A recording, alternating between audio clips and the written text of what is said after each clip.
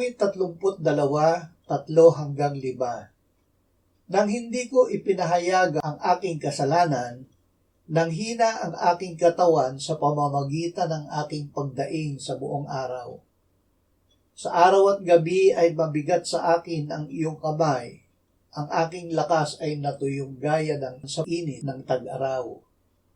Kinilala ko ang aking kasalanan sa iyo at hindi ko ikinubli ang aking kasamaan.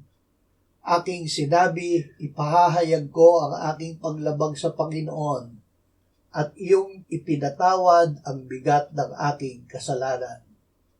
Pagsisisi at kapatawaran. Isinisilay sa atin ng Diyos ang kanyang liwanag upang makita natin kung mayroon tayong kasalanan. Pinupukaw sa atin ng Espiritu Santo ang pagsisisi upang aminin natin at ipahayag sa Diyos ang ating kasalanan. Ipinapaalala niya sa atin na si Jesus ang anak ng Diyos na namatay para sa ating kasalanan.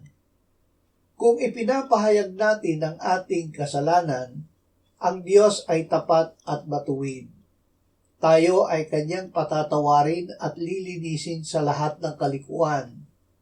Hindi na niya tayo paparatangan ng kasalanan dahil nilibot na niya ang lahat ng ating kasalanan.